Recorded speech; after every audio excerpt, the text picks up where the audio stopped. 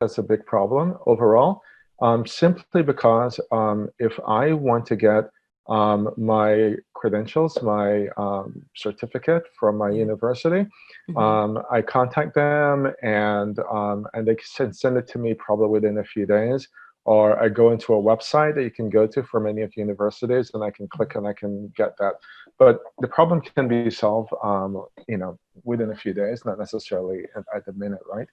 But if I'm someone, and I'll give you some specific really use cases. If I'm in the Middle East and we work with a couple of different countries there, what's going on in that part of the world, as well as India, Asia, Caribbean, a lot of these countries, what's happening right now is that they're realizing the value of blockchain in many ways. Here's one specific example. If you're in some countries and your graduates are graduating fantastic grades at the best universities, and they go to the USA or to Europe, they can't find jobs, right? Why can't they find jobs? Because it's not possible to efficiently verify their education, okay? So I can graduate from a top school, and I went to the countries. I can graduate from a top school in some parts of the world in an emerging country. Let's leave it that way. Sorry, I can't say some of these because we're having. Oh no, we get it. Trust. So nor do we want you to do it. So let's say some part of the world in an emerging country. And I go to, normally people are heading to, two parts of the world, the USA or Europe, right? And these are pretty modern societies with good paying jobs and all these things, right? When they get to this country, they go to, maybe if they're fortunate to get an interview, they're all excited. Wow, okay, the education pays off. Now they're asked, you need to prove your credential. And they try to get that information back from the university in their home country, weeks or months, literally, right? They will lose the job, okay? They will not get it because who wants to wait, okay, for 2-3 months for someone? Why is this a real big problem for these countries? Because in many of these emerging countries, when people leave and they go and work into a foreign country, like USA and Europe, they send back a big chunk of that money to their families. Okay, and so when you have a lot of people doing this, they actually have a very specific hit on the GDP of the country, believe it or not. Okay, and we now have a lot of these countries that are doing that calculation. That okay, wait a minute, if we solve this problem, okay, then we can have credential verification instantly from anywhere in the world, and our graduates can get graduated in these countries. And they can send back more money that we can tax, their families on. And so now we're having many of these countries, the actual Ministry of Education for many of these countries are the ones that are pushing these initiatives, not for a university, but for the entire country. So millions of students each country. And this is something that you'll see more and more that will happen. And we're involved in some of these projects. That is not like a state level initiative, and it's not a university level initiative. It's a state level initiative, right? We don't have that in the USA because we have a problem, but it's not a pain point yet. It's a nice to have. It's not a must have. But in many of these emerging countries, it's actually a must have. It hits the tax. It hits the people's lifestyle in the countries. It hits their ability for their citizens to get hired in many of these countries. So depending on where you're standing in the world, this can be a really serious problem or not a big deal at all. Gotcha. And I know that to be so true. I know where I work in my school district, we have, people from other countries, and they'll tell you, they may be like our helpers in our school district, but they'll tell you, I was a professor back in my country, or whatever. And I'm just like, wow, that is pretty rough.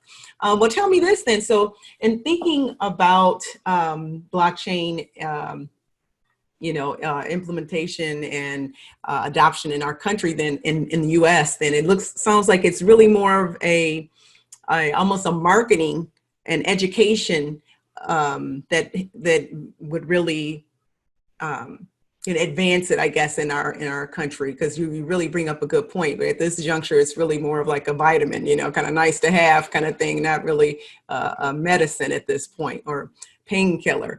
Because I know I've had many conversations, back to the education side, many conversations in my school district, and just trying to get them to include blockchain technology as a course to include in our career and technical education, just even as a lesson, so we can, future ready our students. But yeah, I thought you were going to say too that education just kind of grinds slowly here in the U.S. But your point, it really is more the fact that we have still things are pretty. We're still able to do a lot of things that other countries are not. So. But there's an adoption, and it's a natural adoption cycle, right? So there's a challenge right now and it's not really a challenge. I mean, we just really, because we're in it, we think it's slow. But most people don't even know what the heck it is, right? So it's really not that slow.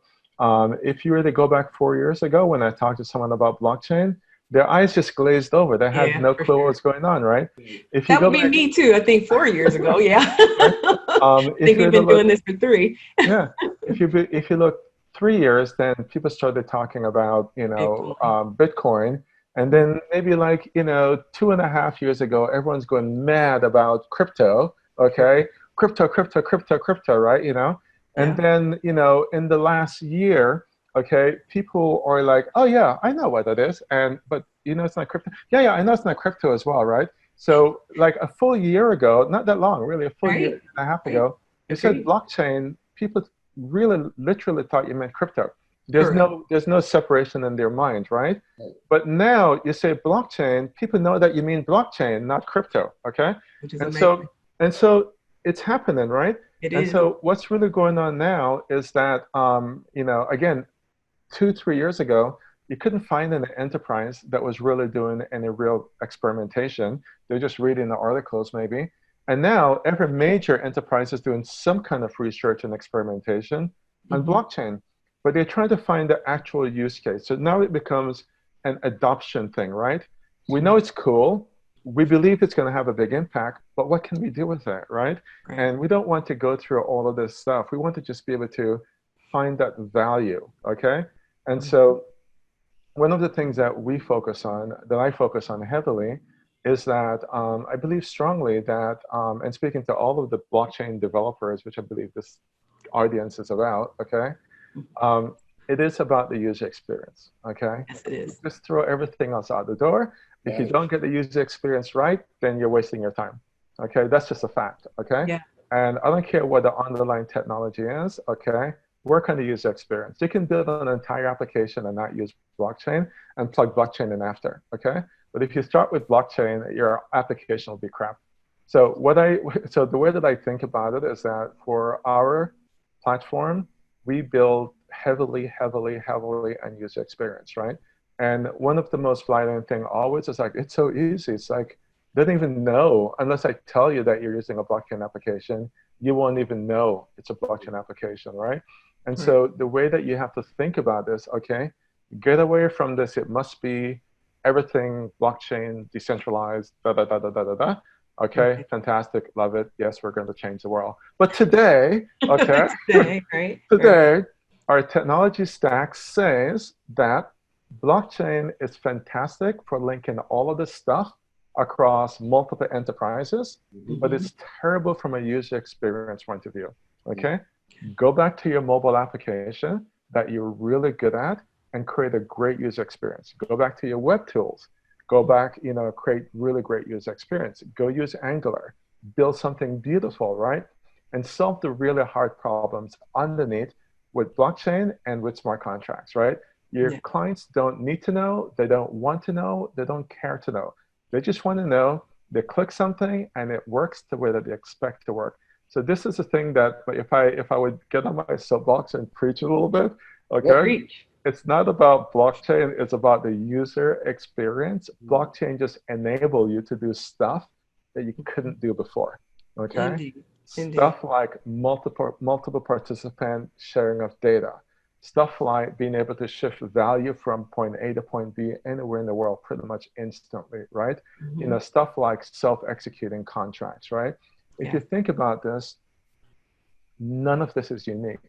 This has been around forever in some form or another. You know, I started back in the day with mainframes, the end of the mainframe era. We have this big old machine, and everything was really, it was like one big virtual machine, right? And we got away from all of that and client server, and we're kind of back to it called blockchain, but it does more than before, obviously, right? But Right. from an architectural point of view, honestly, quite similar. But the only difference is now it's totally decentralized and everyone can connect and all these things, right? But when you look at the architecture of what the living virtual machine is, and if you understand at that level of technology, it's really not so different, actually. Yeah. And just to put us in perspective, we are not developers in BBC. We actually are Okay. made up of professionals in our own right from a variety of industries. So our angle a lot of times is really just trying to consider our professions and the data flows as they exist and the problems that exist that we know blockchain can enable some efficiencies and all the things you mentioned, you know, the transparencies and that kind of thing. So, You know, I had one thing too, Rohan.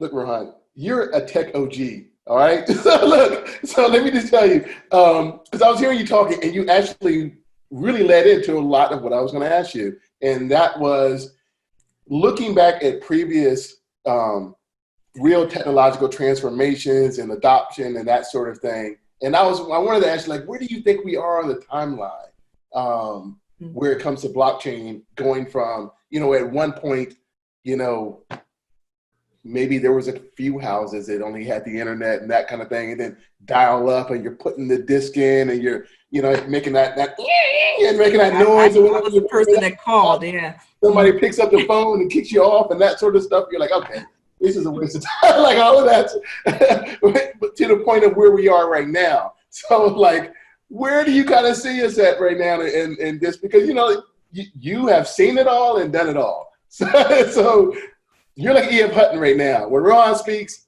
we listen. So where do you think we are when it comes to that? Thank you. You're very kind.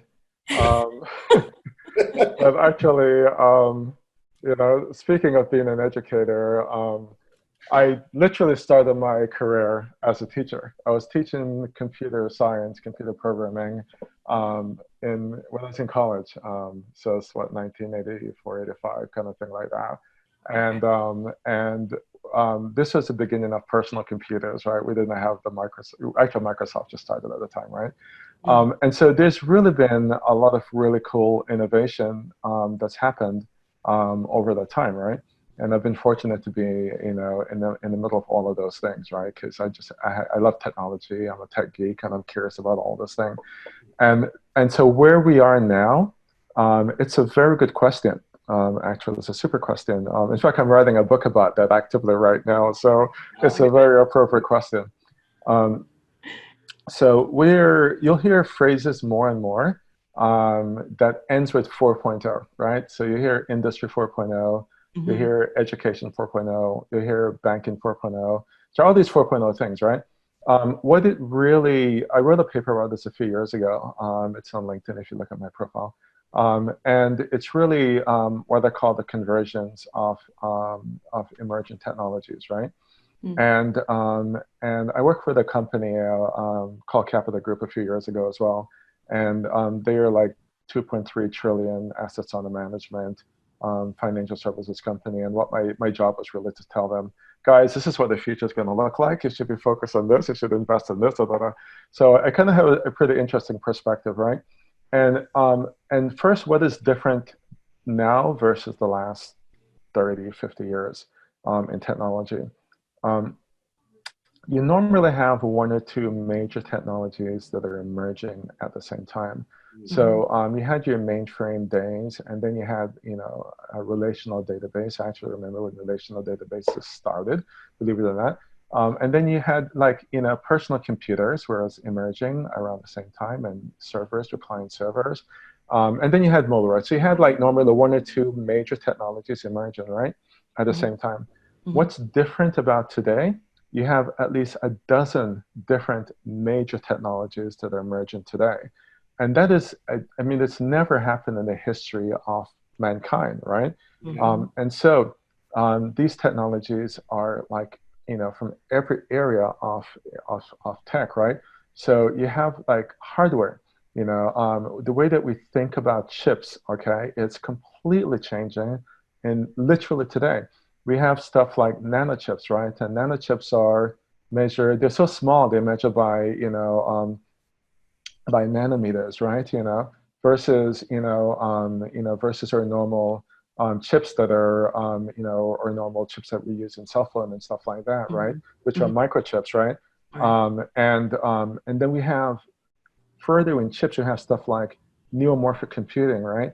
And that's again another play where they're saying that these guys did some research and they said that, and Nano is coming from more from IBM. They've done some really good work with that. Really cool work, actually. Nice guy, good stuff. And then you have a neuromorphic computing, and neuromorphic computing is like some guys wanted to do. This is actually spawned from the problem that big data caused, right? So we are collecting more data than ever in the history of mankind, and we started building AI technology to process that. And AI was good, but you needed to spend a lot of time training. And then you did build something called machine learning that can automate the learning process for AI. And that was really good, but it was still too slow, right? Because the data was so vast.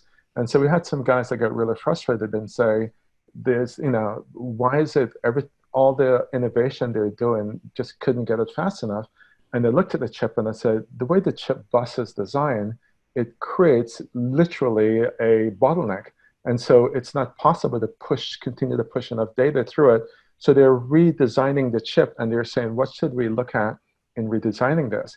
And they said, what is the fastest processor on the planet? It's the human brain. And so what neuromorphic computing is redesigning at a microchip level to work like the human brain, okay? Why is that relevant? Because it's literally doing peer-to-peer, similar to how blockchain works, that it goes from one synapses to the next, just like the way the human brain works, right? So we had to read, because they try to just write stuff, and they're like, no, we had to go back to the very, very beginning and redesign the chip, right? And so that's really happening. And there's already some initial version of this technology that's out there. And then you have stuff like quantum computing, okay? Which is, again, it's more hardware stuff, you know, to make things go faster. You have edge computing, everyone knows what cloud is. You know, there's so many things that's emerging. You have smart glasses, you have smart rings. These are things that are very, very cool, because this thing called a mobile phone, you won't even have one of those around in a couple of years from now. We're going to throw those out in the door, because why not just have all the technology in my eyeglasses, right? This technology is in the market today. It's called smart eyeglasses, right? So there's all of these things, and they're emerging at the same time, along with blockchain. So now to answer your question, the long road, okay, is that blockchain has been emerging for the last decade, okay? And now we're starting to find some use cases, but we're going to find better use cases once you start having this convergence, okay? Because blockchain by itself is strong and powerful, but when you start taking blockchain and you marry it with AI, and you marry it with big data, and you marry it with smart glasses, right? Here's a scenario. I'll give you a quick scenario from the book, actually, right? I walk into a store with my glasses on, and I walk out. And what happened? I've already ordered my food, okay? Ordered everything that I wanted to order. It's going to be shipped at my home pretty instantly, and I'll probably get it by the time I get home or within the next day or two. And what did I do, okay? I probably clipped my finger, because I may have some nano chips in my finger, which will be connecting to my smart glasses, because I'll have some CPU things running in there, which is reflecting the data that it sees from the product, which is reading some kind of a QR code that can give it a full traceability history of what's going on, because it's using blockchain traceability. And when I order it, it kicks off a supply chain process instantly to go ahead and reproduce a product and send it back through the supply chain using smart contracts, right? So this is literally our future. I mean, what I've just said right now is going to happen. The question is, how far, okay? Some of these things will emerge in enough for maturity in 2 years, some in 5 years, some in 10 years. When will you start seeing real result? In about 5 years, okay? So wait a minute, you said in about 5 years. In about 5 years. In about 5 years. So in about 5 years, you'll have enough from geek A, product, geek B, product, geek C, product, geek D. You'll have some smart entrepreneurs that will start seeing how to put all this thing together, and they'll start creating products, and the market will start getting comfortable. Imagine how comfortable people have gotten with blockchain and knowledge of blockchain in the last 4 years we spoke about. Imagine 5 years from now how comfortable they will be, but they won't be comfortable with blockchain. They'll be comfortable with the results of what blockchain products will bring to them, okay? And blockchain by itself won't be enough to do it. Blockchain will bring the trust to allow you to do it, okay? So we talked about now why would somebody do that with supply chain? The trust, okay? If I can create an environment that is trusted and you know you can bet on it, and you don't really even need to understand the technology, you will adopt it. But we're still at that stage that all of these things, the problem is all these things are emerging in separate, separate tracks, basically. And now they're starting to cross over a little bit. So blockchain is now starting to emerge in the last year with IoT, the Internet of Things, right? And IoT is starting to emerge a little bit with AI, okay? I will guarantee you in the next year, not even 2, you'll start seeing products that include blockchain, AI, and IoT, okay? And as you go, the year after that, you'll see more emerging.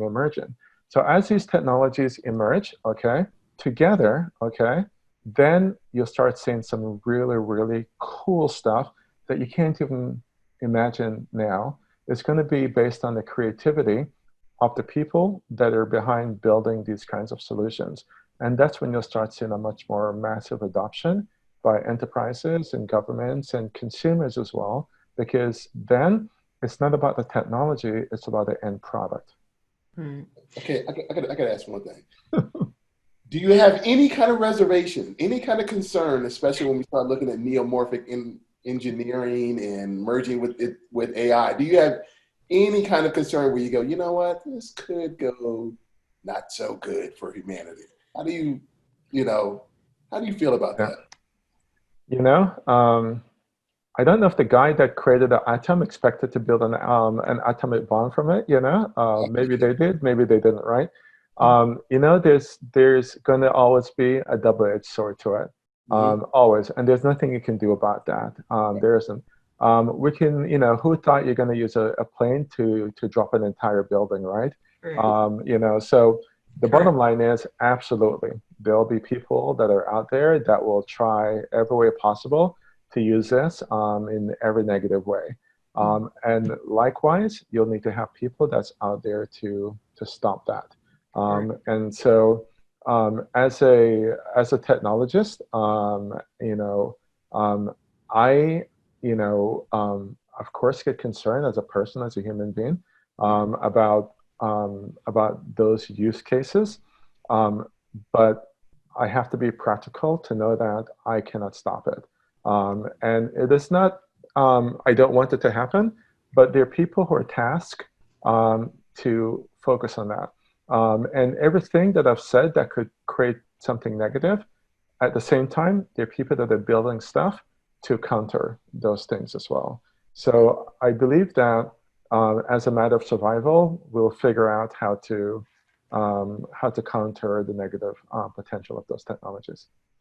Yeah, you actually bring up a good point, because I always say that truly the technology is neutral. I mean, we could take it all the way back to a teacher. Again, I'm a teacher. A pencil, I could stick myself, in the eye with it, or somebody else in the eye with it, but that wasn't its use case. You know what I'm saying? Yeah. So, so the technology is neutral. It's the human element, that we do have to watch for. But, we are Black blockchain consultants, where we focus on the business of blockchain and, that kind of thing. So I wanted to ask you, many of the use cases that you have already identified and all the technologies that you just spoken of, it makes me step back to say that it looks like what we need to put our energy on really is being critical thinkers and, making that shift, because truly the technology will allow us to do all types of things. So, and how would you instruct us to kind of think, what kind of habits of mind should we have at this point? Again, we're not the coder types, which I feel like is a great thing, because we can just step back and look at problems and see things differently. What kind of habits of mind should we start to take, understanding that in a mere 5 years from now, all these things will converge? And, again, because we are in the business of blockchain, we want in on it in terms of having some ideas that we can then reach out to you and say, hey, can you make this happen? Here's an idea. So is a question, what should you be thinking about as consultants? How to, based on now you've given us a whole new something to think about, so, how should we kind of frame our minds for this, fourth industrial revolution? Yeah. I think the way I think at least is that you start with a problem, okay? Not a solution, right? So these are just tools in your toolbox, right? How do you know, should I pick up the nail and the hammer or should I pick up the screwdriver? You have to first know that you want to put a picture on the wall, and to solve that problem, to put a picture on the wall, you need the nail and you need a hammer, right? So the problem is how to put a picture on the wall, okay? And then you'll find the right tools. And I think you should start that way. What is a problem that is in my particular sphere of expertise that I really understand? Okay, what is the problem? Your expertise is in education. What problem do I want to solve in education that I know is a problem, right? Once you really and what are the current solutions to this problem? Okay, it may not be blockchain is the best answer. It may not be AI. It may just be normal TCP/IP stuff, right? So what is the real? So I would start with a problem, okay. And once you start thinking like that, the power of questions, right? You start asking yourself the question, what are some of the key problems in my sector, okay? Because don't go to other sectors, go to the sector that you know, okay? That you are the expert in that, right? So when you understand it, you don't just see the problem, but you instinctively get the bigger picture of all that, okay? And kind of stay with that problem, and also ask yourself continuously, what are the problems? And so if you kind of just do that exercise, really, you'll be shocked. You'll really shock yourself with what you'll come up with. And you're like, well, I always knew this, right? But I just never stopped to think about it, okay? And then once you really understand the problem and you've convinced yourself that it's a big enough problem, do some research, right? Because you probably don't know what all the real options are. Okay, so do some research and see what all the options are. And then you can ask yourself, okay, from a solution point of view, can I build a better mousetrap?